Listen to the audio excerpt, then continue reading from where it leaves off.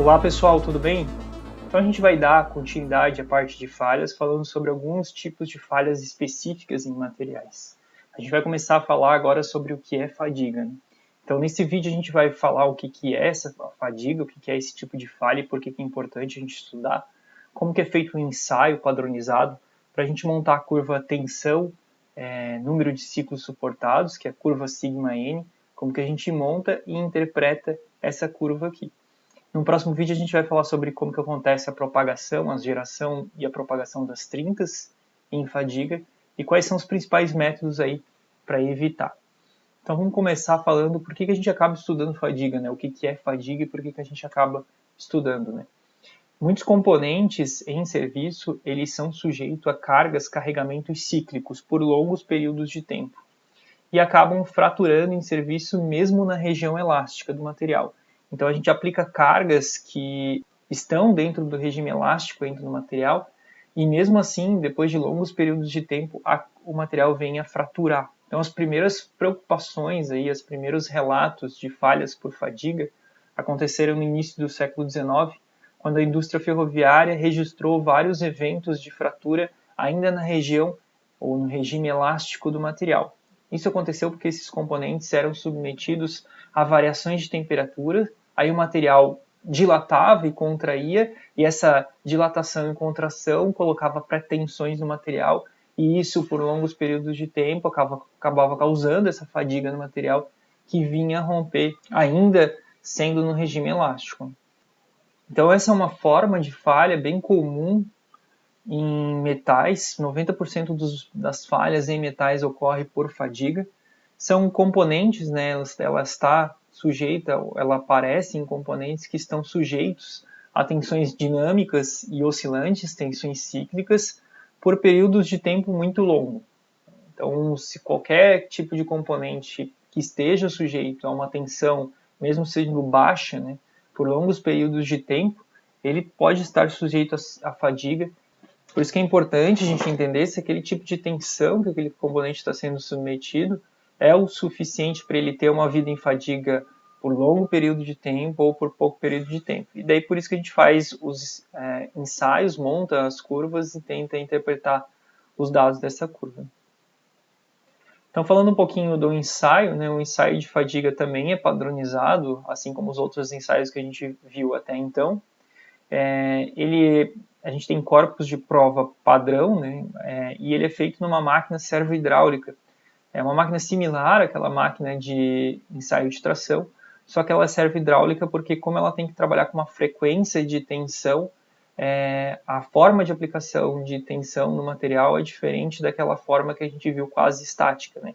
Então, o que acontece? O corpo de prova é fixado na máquina e submetido a tensões cíclicas, então uma frequência de tensão por longo período de tempo. Então o ensaio dura bastante tempo e com esse ensaio a gente acaba montando a curva sigma n, que a gente vai ver aqui na sequência. A forma de aplicação de carga ela pode ser variada, né? Então a gente pode ter cargas axiais, trativas e compressivas e cargas de flexão, dobramento ou torção, né? Então tem várias formas de aplicar a carga. O ideal é que seja selecionado a forma de aplicação de carga mais semelhante àquela que a peça vai estar submetida em serviço. Então aqui tem um gráfico mostrando alguns conceitos de tensão do gráfico sigma n que é importante a gente entender. Então aqui a gente tem no eixo Y, aqui a gente vai ter a tensão, enquanto no eixo X aqui a gente vai ter o tempo, né? Escorrendo o tempo. Então aqui a gente tem nesse gráfico em azul aqui a forma de aplicação de carga no material. A gente tem uma tensão média sendo aplicada no material superior a zero, né? Então esse material ele já está pré-tensionado na hora que ele vai começar a ser submetido a uma carga de fadiga, né? Então um carregamento cíclico. Isso acontece na prática, então vamos supor que a gente tem um parafuso que vai fechar um vaso de pressão. E esse vaso de pressão vai ser submetido a ciclos de temperatura, então ele vai dilatar e vai contrair, vai dilatar e vai contrair. Então o próprio aperto do parafuso é essa pré-tensão que a gente está colocando. E essa variação de temperatura vai causar essa tensão máxima e a tensão mínima aqui no parafuso durante o serviço, né? Ou um cabo de elevador, né? Que ele já tem que segurar a caixa do próprio elevador, né? Então, qualquer tipo de carregamento cíclico aí, ele se encaixa nessa situação. Existem alguns carregamentos cíclicos que não são pré-tensionados. Então, a tensão média é igual a zero. Nesse caso aqui mostrado no gráfico, a gente tem uma tensão média superior a zero. Aí esse material ele é carregado, sofre uma tensão trativa até chegar na tensão máxima. Logo depois ele solta essa tensão trativa aqui, volta para a pré-tensão inicial, então ele se iguala à tensão média, e é diminuída essa tensão trativa, colocada uma tensão compressiva no material até chegar a uma tensão mínima aqui. O que tem dentro desse gráfico que a gente consegue observar, né? Então a primeira coisa que a gente consegue observar é a tensão média. Além disso, a gente consegue ver um dado bem importante que é a amplitude de tensão. A amplitude de tensão é a diferença entre a tensão máxima e a tensão média. Então é esse sigma A aqui. É esse cara que basicamente a gente vai ver no gráfico, né? Sigma N, né, que é o gráfico de fadiga por número de ciclos. E a gente também tem um intervalo de tensão, que é a tensão máxima menos a tensão média, né? Então, basicamente, duas vezes a amplitude de tensão seria esse intervalo de tensão. Existem também alguns ciclos aqui de fadiga que a tensão média é igual a zero, que a gente consegue ver aqui, né? Então, a tensão média é igual a zero, a amplitude de tensão acaba sendo igual à tensão máxima nesse caso, né? E existem alguns casos que são ciclos aleatórios de tensão. Na prática, né, imagina que a gente tem um determinado componente sendo submetido em serviço. Na prática, ele tem um ciclo bem mais aleatório de tensão do que a gente faz em laboratório. Então, no laboratório lá, quando a gente vai fazer um determinado ensaio padronizado, a gente adota um sigma máximo, uma amplitude de tensão, um sigma mínimo. Entretanto, a peça em serviço, por exemplo, aquele parafuso do vaso de pressão lá, ele não vai ter exatamente essa configuração de onda senoidal aqui que a gente consegue ver, né? Então ele vai ter uma configuração pouco fora do que a gente faz em laboratório. Entretanto, o que a gente define? A gente pega os pontos máximos aqui e repete em laboratório. Então a gente estaria no pior cenário, vamos dizer assim. Então, como que é montado o gráfico, como que é feito o ensaio, né? São testadas vários corpos de prova, várias amostras em diferentes níveis de tensão.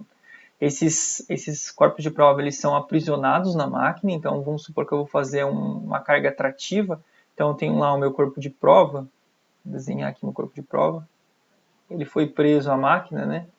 Então aqui ele foi preso à máquina pelas garras, ele sofre uma amplitude de tensão aqui, um sigma A conhecido, né? Então eu seto na máquina o quanto que eu quero aplicar. Então ele vai fazer esse movimento cíclico, ele vai para cima e ele vai para baixo aqui, aplicando uma tensão trativa no corpo de prova. A máquina vai fazer N ciclos até acontecer a ruptura do material. Então quando acontece a ruptura, a gente vai ter uma amplitude de tensão que o material foi submetido e quantos ciclos esse material suportou a essa amplitude de tensão, que a gente chama de N, é o número de ciclos suportados até acontecer a ruptura para essa amplitude de tensão. A gente acaba testando várias amplitudes de tensão e montando o gráfico amplitude de tensão que o material é submetido e o número de ciclos que ele consegue suportar. Então o gráfico sigma N ele é chamado de sigma N porque ele tem um eixo, o sigma, que é a amplitude de tensão, e no outro eixo o N, que é o número de ciclos, né? Então, o que acontece? Quanto maior é a amplitude de tensão que a gente está colocando no material, né, maior essas cargas aqui de cíclicas que a gente está colocando no material, menor é o número de ciclos que ele consegue suportar até acontecer a ruptura. Então, a gente estaria num cenário aqui, né, altos amplitudes de tensões, número de ciclo baixo. À medida que a gente vai diminuindo a amplitude de tensão, a gente tem um número de ciclos maior que o material consegue suportar. Então a curva ela tem mais ou menos essa geometria aqui que eu estou tentando desenhar com os pontos, né? Alguma coisa desse tipo aqui, né? Então as curvas sigma n eles têm essa configuração. Quanto maior a amplitude de tensão que a gente está aplicando, menor o número de ciclos que o material consegue suportar. Quanto menor essa amplitude de tensão, maior o número de ciclos. Então essa é a curva e ela é montada com várias amostras, né? Então a gente, para cada amplitude de tensão, pelo menos a gente faz 3 ou 5 amostras. Isso depende muito da norma. Então a gente tem vários pontos aqui uma distribuição de pontos aqui, uma distribuição de pontos aqui, uma distribuição de pontos aqui, e daí depois a gente monta a curva sigma n. Então é um ensaio bem demorado aí para a gente conseguir esses dados. Então aqui a gente tem um resultado dessa curva sigma n, então a amplitude de tensão a gente vê nesse eixo, aqui o número de ciclos até acontecer a ruptura. Então tem dois casos aqui, um caso geral e um caso do aço carbono. Vamos ver o que ele coloca aqui no slide, né? Então o ensaio é realizado a uma frequência constante, com o valor de sigma mínimo e sigma máximo, mantendo a amplitude de tensão, né, fixo, para um grande número de amostras para cada nível de amplitude de tensão. Então a gente vai pegar uma amplitude de tensão lá, fazer várias amostras e ter vários pontos. Aqui a gente vai ter uma distribuição de pontos a cada amplitude de tensão. Faz o ensaio do número médio de ciclos necessários para a ruptura do material. Define-se o limite de fadiga. O limite de fadiga ele é um nível de amplitude de tensão abaixo do qual não se observa ruptura por fadiga. Então é quando essa curva aqui, ó, ela estabiliza. Então a gente não tem mais uma queda da curva. Abaixo dessa tensão aqui, ó, o material não vai romper sob fadiga. Então, independente do número de ciclo que ele é submetido, ele não vai romper sob fadiga. Em casos gerais, essa curva ela sempre vai caindo um pouco, ela não estabiliza. Aí a gente define o limite de fadiga como sendo o número de ciclos de 10 a 7 ciclos, 10 elevado a 7 ciclos. Esse é o limite de resistência à fadiga do material. Em caso de aço carbono, o material ele realmente estabiliza a curva. Então, quando ele estabiliza a curva, a gente define como sendo o limite de fadiga. Então, depende muito do tipo e o formato de curva que a gente tem no material. Ou a gente vai definir 10 a 7 ciclos e ver aquela tensão respectiva a 10 a 7 ciclos, ou a gente vai ver que o material ele tem um comportamento de estabilidade da curva, sem uma queda, né? Então a gente vai ver qual que é o momento que ele estabiliza e a gente vai definir isso como sendo o limite de fadiga. Então, se a gente aplicar uma amplitude de tensão abaixo do limite de resistência à fadiga do material, o material não vai ser submetido ou não vai fraturar sob fadiga. Bom, essas curvas aqui, elas estão disponíveis na literatura, então não necessariamente cada material que vocês vão projetar um componente, vocês têm que montar a curva fazendo esse ensaio. Entretanto, se vocês forem fazer alguma modificação nesse material em termos de composição, tratamento superficial, algum tipo de modificação no material ou no processamento, vocês podem ter um comportamento diferente da curva sigma n e seria interessante vocês refazer esse ensaio para ver qual é a influência desse tratamento que vocês estão fazendo na vida em fadiga desse componente. Em relação às variáveis, né, a gente nota que tem uma dispersão relativamente alta desses dados de fadiga, isso vocês vão entender no próximo vídeo que a gente vai falar sobre como que é o surgimento das trincas e a propagação das trincas no componente. Então, qualquer, por exemplo, risco superficial pode ser um propagador de trincas e isso faz com que a gente tenha uma dispersão de dados muito alta, né? Então, é consequência aí da sensibilidade da fadiga de diversos parâmetros do ensaio e do próprio material, né? Então, fabricação do corpo de prova, o preparo da superfície do corpo de prova, as próprias variáveis metalúrgicas, né? A precipitação de alguma fase ou de alguma morfologia de fase, alinhamento do corpo de prova no equipamento, tensão média, frequência adotada nos ensaios, isso tudo vai influenciar na curva sigma n, então por isso que é importante fazer vários corpos de prova para tentar montar uma dispersão de pontos que a gente consiga confiar melhor nesse gráfico. Né? E agora a gente vai aprender a interpretar esse gráfico, né? Utilizar esse gráfico. Supondo, aqui a gente tem dois gráficos, aqui a gente tem um aço 1045, essa aqui é a curva sigma n representando esse aço aqui, e a gente tem uma liga de alumínio, a T6 aqui, que tem essa curva aqui logo abaixo, né? O que a gente vê no eixo? Né? No eixo a gente vê a amplitude de tensão, a gente tem dois eixos aqui porque são unidades diferentes. Geralmente a gente trabalha com megapascal, então vamos prestar atenção nesse eixo aqui da direita. E a gente tem aqui embaixo o número de ciclos que ela suporta até acontecer a ruptura. Então o que significa isso? Se eu aplicar uma tensão de 400 megapascal na minha liga, aço, né, 1045, o que ela vai acontecer? Depois de 10 nas 5 ciclos, ela vai romper. Então, a minha vida em fadiga aqui é 10 nas 5 ciclos para uma tensão de 400 megapascal. Entretanto, se eu aplicar uma tensão de 300 megapascal, eu estou abaixo do limite de resistência à fadiga do componente. Então, esse componente não vai romper sobre fadiga, né? Então o limite de resistência à fadiga do componente está nessa linha aqui. Agora, se eu aplicar 300 MPa numa liga de alumínio, nessa liga de alumínio, nota-se aqui que a vida em fadiga dela é bem menor, está entre 10 na 4 e 10 na 5 ciclos. Se eu aplicar 200 MPa, a vida dela vai lá para 10 na 6 ciclos. Então é basicamente assim que a gente interpreta o gráfico σN. Tá? E agora na sequência a gente vai fazer um exercício juntos utilizando o gráfico σN. Então o exercício é esse, ele mostra que um cilindro de 6,4 milímetros de diâmetro, então eu vou anotar aqui. É fabricado numa liga da T6 ali, então T6 de alumínio, que está no gráfico aqui do lado, que a gente consegue ver. É submetido a um ciclo reverso de tração e compressão ao longo do eixo. Se as cargas trativas e compressivas máximas são de 5.340 positivo aqui, esse positivo se refere a cargas trativas e esse negativo aqui a cargas compressivas, respectivamente, determine a vida em fadiga dessa peça.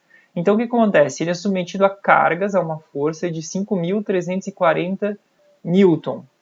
Nota que a amplitude da tensão é a tensão máxima menos a tensão média. Então, aqui a gente tem uma tensão máxima de 5.000, ou uma força máxima de 5.340, e uma força mínima aqui de 5.340.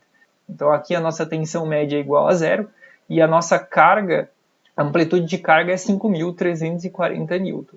Então a gente vai ver o quanto que representa em termos de tensão essa carga. Então a tensão é a força sobre a área de seção transversal que está sendo aplicada essa tensão.